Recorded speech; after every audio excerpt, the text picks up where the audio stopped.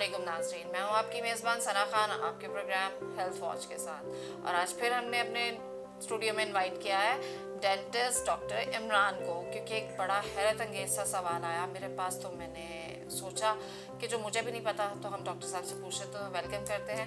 अस्सलाम वालेकुम डॉक्टर इमरान साहब, क्या हाल है आपके? अल्लाह का शुक्र है। आप भी कहते होंगे बार बार फ्रीक्वेंटली क्वेश्चंस पे क्वेश्चन, पेशेंट्स के आज क्वेश्चंस हैं तो वो जारी बात है, फिर आना एग्जैक्टली आज मैं थोड़ी सी खुद शौक हूँ। पड़ता है। जी बोले। पहले तो मुझे बताएं ये स्केलिंग क्या होती है? इन सिंपल वर्ड स्केलिंग ये है कि दांतों को साफ करना विद मशीन। एक तो हम घर में ब्रश करते जो हैं, हम ब्रश करते हैं उससे मैं साफ वही नहीं होते? बताने लगा हूँ कि लोग उसको समझ लेते हैं कि ये दांतों की सफाई हो गई है। ओके। नॉर्मली जो हमारे पास पेशेंट प्रेजेंट्स होते हैं वो यही कहते हैं कि जी डॉक्टर साहब हम लोग 3 से 4 दफ़ा भी करते हैं ब्रश ना, और हार्ड ब्रश भी यूज़ करते हैं, पर दांत साफ नहीं होते। दांत साफ नहीं होते। सफाई तो हम लोग कर रहे हैं, दांत क्यों नहीं साफ होते? क्योंकि देखें ब्रश जो है वो मैंने अपने क्लास प्रोग्राम में भी बताया था कि it is just a dusting. Cleaning जो है, जो हम लोग क्लीनिंग का वर्ड यूज़ करते हैं वो प्रॉपर चेयर साइड है और विद प्रॉपर इंस्ट्रूमेंटेशन है। स्केलिंग कहते हैं। हाँ जी, स्केलिंग या क्लीनिंग। अच्छा, दूसरा जी फेस पे ब्लीच सुना था, हाथों पे सुना था, पैरों पे सुना था। ये एक टीथ ब्लीचिंग क्या है? ब्लीच क्या चीज़ है और क्यों की जाती है? ये थोड़ा सा मुझे, क्योंकि स्किन वगैरह का तो हमें पता है। ये ब्लीच फॉर टीथ रीजन है क्या? चीज़ क्या है और करवाया क्यों जाता है? इसका ट्रेंड जो है ना ब्लीचिंग का, इन शॉर्ट में आपको बताऊँ कि फीमेल्स में बहुत ज़्यादा है, क्योंकि वे डिफरेंट काइंड्स के प्रोग्राम्स देखती हैं, उनमें फिर वो फीमेल्स देखते हैं उसके दांत वाइट हैं तो मेरे भी वैसे होने चाहिए। तो ब्लीचिंग क्या है कि ब्लीचिंग में टूथ की सरफेस को हम लोग चेंज कर देते हैं। अब इनके अगर वो येलोइश है तो उसे वाइट करने के लिए ब्लीच किया जाता है।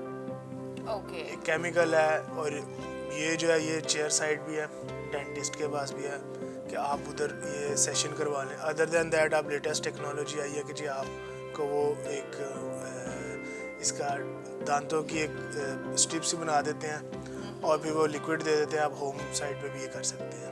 ओके, अब आते हैं सवाल की जान। एक मोहतरमा है, उन्होंने क्वेश्चन किया कि मैं स्केलिंग करा चुकी हूँ, अब ब्लीचिंग करानी है, तो हमें आप डॉक्टर साहब से मशवरा करके बताएं कि ब्लीचिंग जो है वो एक ही दफ़ा लाइफ में करवानी पड़ती है और इसका प्रोसीजर कैसे होगा और इसके साथ एहतियात क्या करनी पड़ेगी।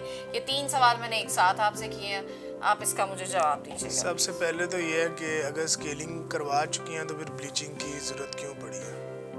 वो पहले तो क्वेश्चन है दांत वाइट करने हैं बहुत ज़्यादा, लाइक मोतियों की तरह चमकने चाहिए। देखिए टूथ का जो अपना कलर है ना, आई डोंट थिंक सो कि आप उसे चेंज करवाएं, क्योंकि अगर आप प्रॉपर स्केलिंग प्लस पॉलिशिंग हो रही है तो जो टूथ की ओरिजिनल हालत है वो वापस आ जाती है। जैसे उसके दांत के साथ कैलकुलस डिपॉजिट है, यहाँ टाटर लगा हुआ है, या ड्यू टू सम हाउ लोग स्मोकिंग करते हैं या पान लेते हैं तो उनकी वजह से वो गंदे होते हैं। हम नॉर्मली यहाँ लोग जो हैं वो इन देयर लाइफ स्केलिंग नहीं करवाते, सफाई नहीं करवाते। तो आपने देखा होगा कि दांतों के 2 दांतों के दरमियान ब्लैक सी लाइन है। हाँ जी, उस कंडीशन में स्केलिंग लाजमी है। जब आप स्केलिंग करवाते हैं तो वो टोटली चेंज आ जाता है आपके दांतों में। उसके बाद जब आप उसके ऊपर पॉलिश करवाते हैं तो वो दांत ऑटोमेटिकली ग्लो करना शुरू कर देते हैं। अब जो ब्लीचिंग का ट्रेंड अब शुरू हुआ है हमारे कंट्री में, तो उसमें क्या है कि लोग एक दूसरे को देख के करवा रहे हैं कि एक उसके दांत को भी देख के नहीं, मेरा ख्याल है गूगल सर्च करके ज्यादा करवा। इंटरनेट पे भी ये बहुत ट्रेंडिंग चल रहा है। है। इसीलिए मुझे भी थोड़ा हुआ कि नहीं, ये क्वेश्चन हाईलाइट करना चाहिए ताकि पता तो चले कि ये ब्लीचिंग, फेस ब्लीचिंग तो ठीक थी, टीथ ब्लीचिंग। देखिए टीथ ब्लीचिंग जो है ना, इन सम कंडीशंस में हम लोग करवा सकते हैं, नॉट के आप स्केलिंग पॉलिशिंग करवाइए और आपके दांत बड़े अच्छे हैं। देखिए एक होती है पेशेंट की देखने की नज़र, एक है डॉक्टर की देखने की नज़र ना। एग्जैक्टली। कि हम लोगों ने इसके ऊपर एक प्रॉपर एजुकेशन ली है कि दांत की सरफेस है, दांत के कलर्स हैं according to body, according to face colour दांत के कलर्स है ना।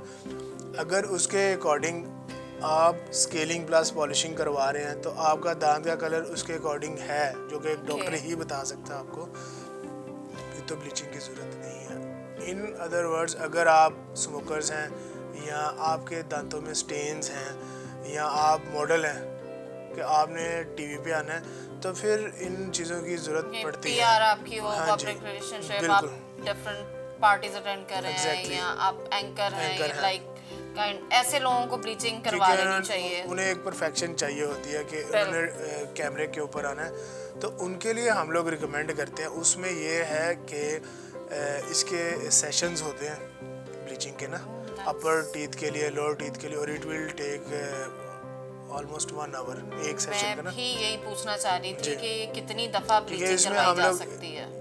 ये मैं आपको बताता हूँ। पहले तो इसके सेशंस हैं कि एक ही दफ़ा के चेयर सेशंस साइड हैं। सेशन है ना, कि अपर टीथ को आप पहले करेंगे, फिर लोअर को करेंगे, इनके गम्स को कोट कर देते हैं, वैक्स कोट करते हैं, आफ्टर दैट फिर वो जो भी लिक्विड है वो दांतों पे लगाते हैं, वो कुछ टाइम के लिए लगा रहता है, उसके बाद उसे क्योर करते हैं लाइट से, फिर उसके बाद उसके ऊपर पॉलिश करते हैं। इसमें भी सम हाउ सेंसिटिविटी आ जाती है। सारी बात, अपने दांत की सरफेस को ऊपर से क्लीन कर दिया, रिमूव कर दिया, उसके अंदर से स्टेन्स निकाले हैं।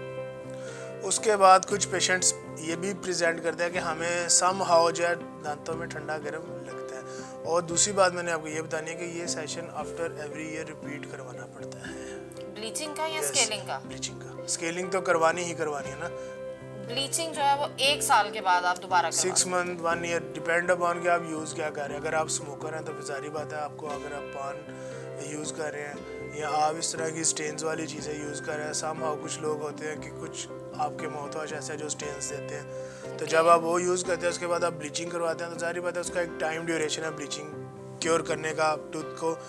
उसके बाद उसने अपना दोबारा उसने दांत में उस हालत में जाना, फिर आप कहेंगे जी येलोइश हो गया, तो इनको आप दोबारा वाइट करवाना चाहिए। तो ये उसका ड्रॉबैक है। एक दफ़ा आपने करवा ली, फिर आपको after every year, after every 6 month या 1.5 ईयर के गैप से आपको ये दोबारा प्रोसीजर करवाना ही पड़ता है, सही उस चीज़ को मेंटेन करने के लिए ना।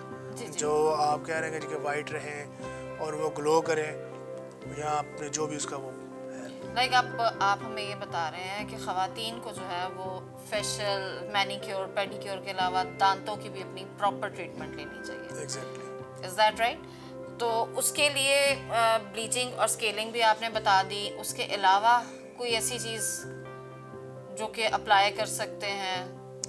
देखिए, मार्केट में तो बहुत सी चीज़ें आई हैं और लोग करते भी हैं, और हमारे पास उस वक्त आते हैं जब उनके दांतों का प्रॉब्लम बढ़ जाता है, बहुत बढ़ जाता है। अब वो कुछ पेशेंट्स हैं वो कहते हैं कि जी कि वो यूट्यूब पे देखा, गूगल पे देखा, तो हमने यूज़ कर लिया, डॉक्टर के पास जाने की उन्होंने हमें बाकायदा उसकी डिस्क्रिप्शन दी, जब यूज़ किया गम्स प्रॉब्लम आ गई, सेंसिटिविटी बढ़ गई, उसके बाद गम ब्लीड शुरू हो गया, क्योंकि वो केमिकल्स हैं एग्जैक्टली। और रिकमेंडेड नहीं है।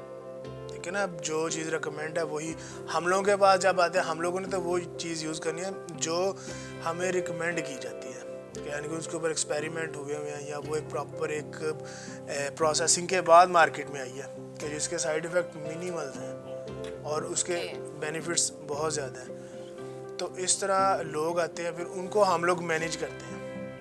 तो इसलिए दूसरी बात यह है कि स्केलिंग और ब्लीचिंग अगर आप कंपैरिजन करें तो मैं तो अपने मोस्टली पेशेंट्स में अगर तो उनके दांत साफ हैं, ब्लीचिंग रिकमेंड नहीं करता, क्योंकि दांत की सरफेस आपने डैमेज कर दी, उसके ऊपर आपने कोट कर दिया, उसके बाद फिर आफ्टर एवरी 6 मंथ है, आफ्टर एवरी ईयर आपको ये और दांत वीक हो जाता है।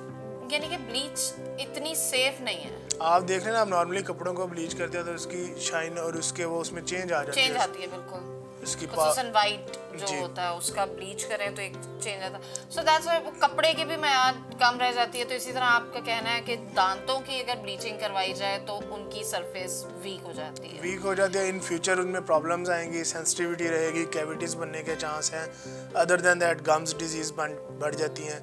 उसके बाद ये है कि आप फिर डिफरेंट काइंड्स के पेस्ट यूज़ करते हैं, कभी डॉक्टर के पास जाए, कभी खुद ही डॉक्टर बन जाते हैं, तो इन चीज़ों से थोड़ा सा अपने आप को सेव गूगल डॉक्टर हो जाते हैं। एग्जैक्टली, आजकल तो 90% गूगल डॉक्टर ही हैं। एग्जैक्टली। तो थैंक यू सो मच। आपने हमें आज फिर बड़ा अच्छे मशवरे दिए कि ब्लीचिंग जो है वो टीथ की इतनी इम्पॉर्टेंट नहीं है, रादर देन दैट कि आपकी कोई मजबूरी ना हो, लाइक आपकी पीआर या कोई ऐसी चीज़ें ना हो जहाँ आपका इंटरेक्शन लोगों से बहुत ज़्यादा हो, तो ये आम लोगों के लिए सेफ नहीं है। इससे जो है वो प्रॉब्लम क्रिएट हो सकती है सेंसिटिविटी की, राइट? तो नाजरीन, ये थे आज के हमारे सवालात और उनके जवाबात। तो प्लीज़ स्केलिंग करवाइए, ब्लीचिंग से थोड़ा सा अवॉइड कीजिए, इट्स डिफ़िकल्ट, सेंसिटिविटी बढ़ जाती है। बाकी आगे आपकी मर्जी।